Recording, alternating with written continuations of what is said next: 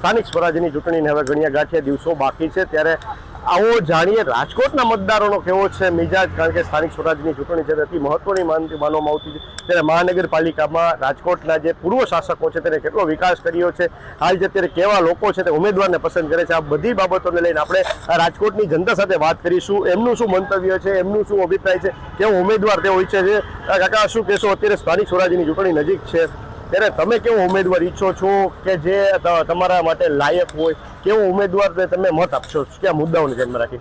Sir, હું જો મત આપું ને સર, અત્યાર સુધીમાં તો મને કોઈ સારો ઉમેદવાર મળ્યો નથી, એટલે મેં ક્યારેય વોટિંગ જ નથી કર્યું, કારણ કે મને કોઈ સારો માણસ તો લાગવો જોઈએ, પણ હું જો મત આપું ને તો જે દેશપ્રેમી હોય ને એને મત આપું સર, પાર્ટી પ્રેમીને મત ના આપું।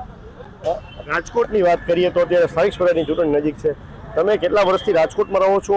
અત્યાર સુધીમાં રાજકોટમાં જે વિકાસની વાતો થઈ છે, ડબલ એન્જિનની સરકાર છે, તેમ કહે છે કે વિકાસ થયો છે, હકીકતે તમને તમારી દ્રષ્ટિએ વિકાસ થયો છે કે નથી થયો? સાહેબ, હું રાજકોટમાં જન્મથી રહું છું, રેસકોસે જન્મ વર્ષોથી આવું છું, આજે રેસકોસ આવું છે ને 48 વર્ષ થઈ ગયા સર। આજે કોંગ્રેસ છે ખરાબ રીતે દેશને ચૂંટતી હતી, આ થોડોક સારી રીતે ચૂથે છે, પણ બે ચૂથે તો દેશને ચૂથે જ છે।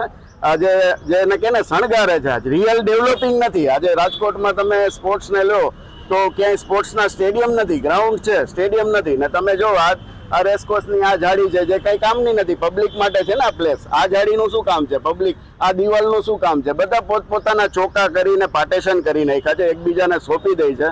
કોંગ્રેસ વાળા ને ભાજપ વાળા જેવું રાજકોટમાં મને આટલા વર્ષોમાં લાગ્યું નથી, બધા મળીને કામ કરે છે અને બધા એકબીજા સાથે જોડાયેલા છે।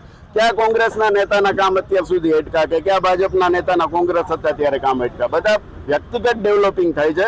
રાજકોટને જે કુદરતી રીતે સૌંદર્ય બનાવવું જોઈએ, જે ઇન્ડસ્ટ્રીઝ બહાર મોકલાવી જોઈએ, રસ્તા પહોળા થવા જોઈએ, અત્યાર સુધીમાં જેટલા પ્રોજેક્ટ મ્યુનિસિપાલિટીએ કીધા છે ને જેટલાની નોટિસ આપી છે એનું હરામ છે એક કાકરી કોઈ હલાવી હતો। ધન્યવાદ। આપણી સાથે અન્ય એક વડીલ છે, આપણે એમની સાથે વાત કરીશું। કાકા, તમે શું કહેશો, અત્યારે સ્થાનિક સ્વરાજની ચૂંટણી છે, તમે કયા એવો મુદ્દાઓને ધ્યાનમાં રાખીને મતદાન કરવા જશો? હવે આ વર્ષે તો જે સરની કાર્યવાહી થઈ હતી ને એમાં મારું ચૂંટણી કાર્ડ મને ઘેરે આવશે તો હું વોટ કરવા જઈશ, હજી સુધી આવ્યું નથી ચૂંટણી કાર્ડ। એ લોકો કે અમે તમારે ઘેરે આપી જશું, હવે ચૂંટણીના દિવસો રહ્યા 10, હવે ચૂંટણી કાર્ડ આવશે તો હું જઈશ, બાકી તો કોઈ મારે જવાનો કોઈ વિકલ્પ ઊભો જ થતો નથી ને, હું ત્યાં જઈને હેરાન જ થવાનો છું, મને ખબર છે। ધન્યવાદ। આપણી સાથે અન્ય એક પબ્લિક છે, આપણે એમની સાથે વાત કરીશું। તમે એક મતદાર છો, રાજકોટના જ મતદાર છો ને તમે તમારા વિસ્તારમાં કેવો વિકાસ થયો છે, તમે શું કયા મુદ્દાઓને ધ્યાનમાં રાખીને મતદાન કરશો? કારણ કે પ્રાથમિક સુવિધાઓનો તમારા વિસ્તારમાં અભાવ છે, સમસ્યાઓનું નિરાકરણ આવે છે, જે પૂર્વ કોર્પોરેટર હતા તે તમારા દોડીને કામ કરતા સમસ્યાઓના? આપણે તો જે કામ થાય છે કરવું જોઈએ, એમાં આપણે મત આપશું। અત્યાર સુધીમાં તમારા જે જૂના પૂર્વ કોર્પોરેટર હતા કાંઈ સમસ્યા સર્જાતી, જેમ કે ગટરની, રસ્તાની, પાણીની, લાઇટની, ત્યારે તમારા કોર્પોરેટર તમારા કામ કરતા ના કરતા બધું મિક્સ હતું, એવું બધું હતું, પણ આપણે તો એવું જ ઈચ્છીએ કે કામ થાય, વિકાસ થાય દેશનો। તમારી દ્રષ્ટિએ કેવો મતદાર, કેવો ઉમેદવાર કેવો હોવો જોઈએ? કેવા બધા કામ કરવા જોઈએ, પબ્લિકના કામ કરવા જોઈએ। એટલે રાજકોટમાં વિકાસલક્ષી કામો થયા છે, તમે માનો છો કે વિકાસલક્ષી કામો થયા છે? ધીમે ધીમે કામ થાય છે, પણ હવે અમે તો એવું જ છીએ કે કામ સારું થાય, રાજકોટનો વિકાસ વધવો જોઈએ। આપણી સાથે અન્ય એક મતદાર છે, જે એમની સાથે વાત કરીશું। કાકા, તમે પણ રાજકોટમાં રહો છો, તમે કયા મુદ્દાઓને ધ્યાનમાં રાખીને મતદાન કરવા જશો? પબ્લિકને શું અપીલ કરશો, કારણ કે ઘણા લોકો પણ મતદાન કરવા નથી જતા હોતા, ત્યારે તમે કયો મુદ્દો, વિકાસલક્ષી મુદ્દો જોશો કે જે આવો ઉમેદવાર હોવો જોઈએ, આ મુદ્દાને ધ્યાનમાં રાખીને મતદાન કરવા જઈશ? ઉમેદવાર તો પાર્ટી નક્કી કરે છે, આ પબ્લિકને કોઈ ખાલી મત દેવાનો જ અધિકાર છે, બીજો કોઈ અધિકાર નથી। તમે ગમે એને ઊભા રાખો, તમારે ખાલી મત દેવાનો છે, એમાંથી ગેરલાયક તો કોઈને ઠેરવી શકતા નથી। અને તમને એક પોસ્ટ આપે તો જ સેવા થાય એવું નથી, એમ તમે પોસ્ટ વિના સેવા કરી શકવા જોઈએ। આ તો કોનો વિકાસ થાય છે ખબર નથી, આજ તમને ઊભા ન રાખે એટલે તમે એનો વિરોધ કરો છો, તો તમે એમને સેવા તો કરી શકો ને એમ। એટલે પબ્લિકની સેવા કરવી હોય તો પોસ્ટ આપો કે કોર્પોરેટર બનાવો તો જ સેવા થાય એવું નથી, એમને પણ સેવા થાય, પણ એ લોકોને શું છે પોતાનો વિકાસ પણ કરવો હોય છે, અને પબ્લિકનો વિકાસ તો હવે આમાં કેટલો થાય છે બહુ ખબર નથી, કે પબ્લિકે શું છે અડધી તો ભણેલી નથી, એટલે એને પણ ખબર નથી કે શું છે એમ, એટલે કોઈ પણ એક વ્યક્તિને મત આપે છે। પણ રાજકોટમાં એવું પણ જોવા મળે છે કે મતદારોને છે તે રીઝવવા માટે ઉમેદવારો છે તે લોભામણી જાહેરાત આપતા હોય છે, પૈસાઓ આપતા હોય છે, કરિયાણું આપતા હોય છે, વસ્ત્રો આપતા હોય છે, એવી અનેક વસ્તુઓ આપતા હોય છે અને તે પોતાના તરફ આકર્ષતા હોય છે. હકીકતે પબ્લિકે શું કરવું જોઈએ આ બાબતે? પબ્લિકે એવું કરપ્શન લેવાનું જ ન હોય, એમને વોટ દેવાનો હોય કે ભાઈ આ એ સારી વ્યક્તિ છે, કંઈ કામ કરશે, પબ્લિકના કામ કરે તો એને વોટ દેવાનો. તમારા મતે એક ઉમેદવાર છે તે કેવો હોવો જોઈએ અને એક વોર્ડ છે તેમાં શું શું સમસ્યાઓ સર્જાતી હોય છે તેના માટે ઉમેદવારે શું કરવાનું હોય છે? હવે ઉમેદવારમાં તો લાયકાત છે ને એમને એ લોકો આપે છે, બેસાડે છે, પણ એની લાયકાત છે કે નહીં તો કંઈ આપણને નથી ખબર. અને જે સારા પબ્લિકના કામ કરે કરપ્શન વિનાના તો એ સારું કહેવાય.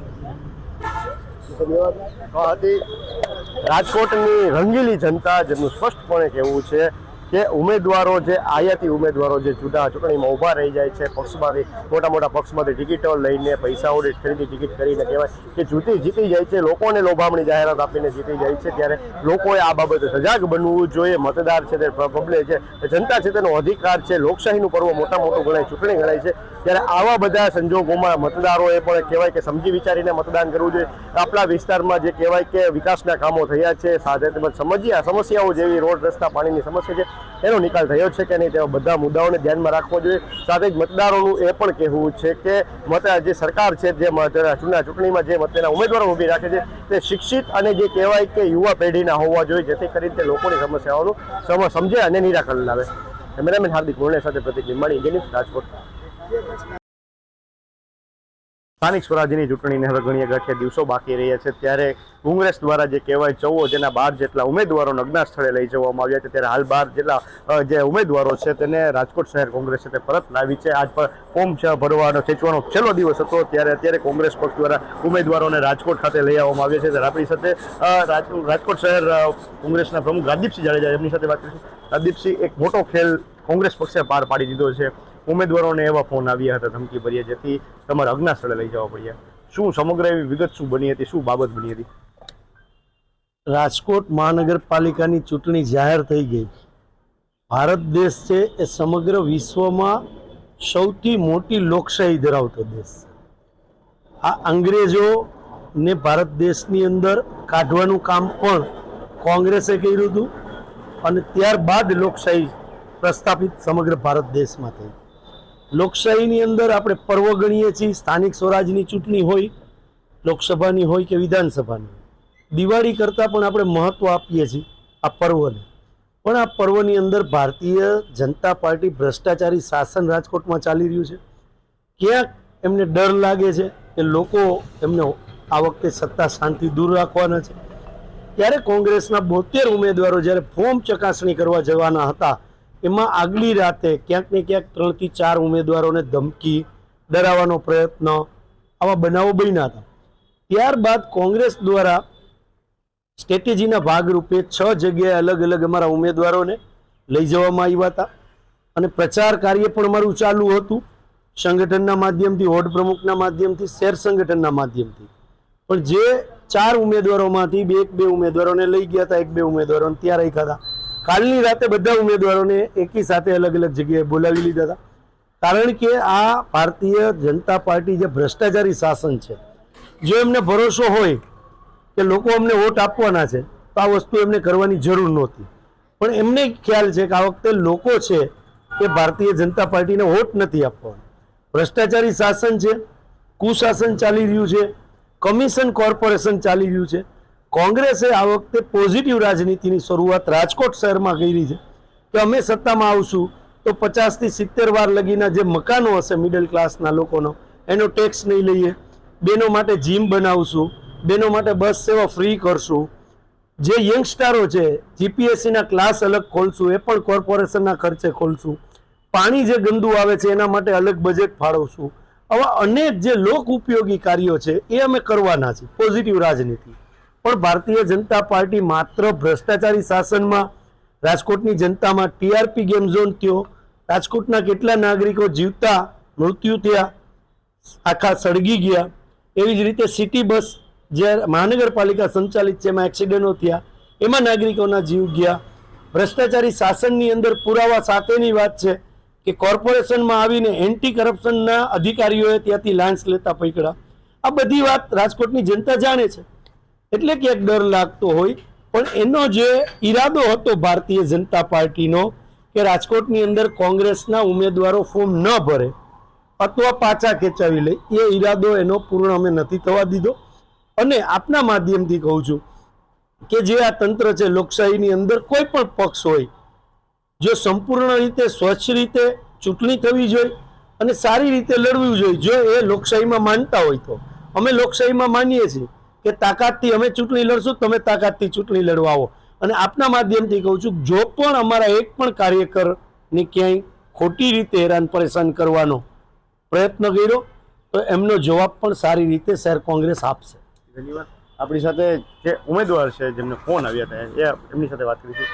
શું એવું પરિસ્થિતિ સર્જાણી હતી, શું એવો ફોન આવ્યા હતા કે તમારે પક્ષનો સહારો લેવો પડ્યો, અજ્ઞાત એટલે અવારનવાર ભારતીય જનતા બધા કેન્ડિડેટને ફોન કરવા લાગ્યા હતા કે લાલચ આપતા હતા કે અમે આમ આપશું, તમને આ હોદ્દા આપશું, આ કરશું, તે કરશું. પણ એને એ નથી ખબર કે તમારી તાનાશાહી તમે બહુ ચલાવી લીધી, હવે નહીં ચાલે. બીજી વસ્તુ કે અમારા કોઈ ઉમેદવાર એવા તો નબળા નથી કે તમારી 5-25ની લાલચમાં આવી જાય અને તમે કયો એમ કરી. અમારા બધા ઉમેદવાર ખમતીધર છે અને લડવા માટે મજબૂત છે. અને બીજી વસ્તુ કે ભારતીય જનતાને ઉમેદવારથી તો બીક લાગે છે, પણ પહેલાં તો અમારા પ્રમુખથી ડરી ગયા છે એ લોકો, એટલા માટેથી આ બધું કરે છે. એને કયો ભ્રષ્ટાચાર બંધ કરે હવે. તો આ હતા રાજકોટ શહેર કોંગ્રેસના ઉમેદવારો અને શહેર પ્રમુખ જેની સાથે ખાસ વાતચીત કરતા જણાવ્યું છે કે જે રીતે સ્થાનિક સ્વરાજ્યની ચૂંટણીમાં ક્યાંક ને ક્યાંક જે ભારતીય જનતા પાર્ટી દ્વારા જે ઉમેદવારોને ધમકી ભર્યા ફોન દબાવવાનો પ્રયાસ કરવામાં આવે છે, તેને લઈને ઉમેદવારોને 14 જેટલા ઉમેદવારો છે તેને અઘરા સ્થળે લઈ જવામાં આવે છે કે ચૂંટણી છે તે ક્યાંક જિંદા દિલી ખેલ દિલીથી ખેલ જે કહેવાય રમનારી રમત છે. ત્યારે આ સ્થાનિક સ્વરાજ્યની ચૂંટણીમાં હવે કયો પક્ષ બાજી મારી હશે તે તો આવનારો સમય જ બતાવશે. કેમેરામેન હાર્દિક લુણિયા સાથે પ્રતિક રાજકોટ.